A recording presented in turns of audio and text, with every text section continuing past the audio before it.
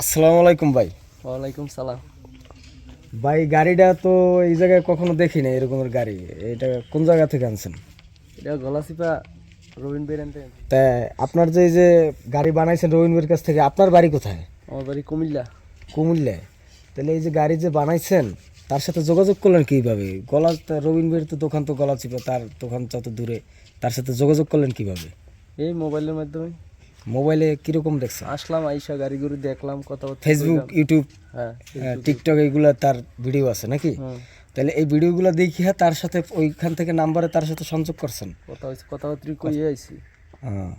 তাহলে কথাবার্তা বলছেন, টাকা কি ওই জায়গা থেকে কি তার সাথে বানা করছেন না এখানে আইসা বানা করছেন? আইসা দেখা এরপরে বানাইছি। বানা দিছেন। তাই টাকা পয়সা নিয়ে কি আপনার কি কোনো ধান্দালি মান্দালি করছে? এইসব গাড়ি তো জানি কে বানায় না, এইসব গাড়ি তো টাকা পয়সা নিয়ে তারপরে হারাই যায় না। গলাচিপা কি এমন কি হয়? আপনার দূর থেকে যারাই আইব রবিন ভাইয়ের কাছে এতটুকু সিকিউরিটি আছে যে টাকা নিয়ে কোনো ঝামেলা নেই। গলাচিপা এমন কি রেকর্ড আছে কোনো? এগুলো কি আমি তো হয়? আর কারোর সাথে কাজ কারবার করি নাই, এর সাথেই কাজ কারবার।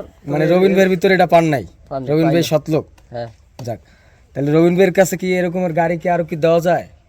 হইবে আপনাদের ওখান থেকে? গাড়ি কেমন হয়েছে? গাড়ি তো দেখতে গাড়ি মাশাআল্লাহ ভালো হইছে। মালামাল যা চাইছেন তা পাইছেন? হ্যাঁ, সবই পাইছেন না?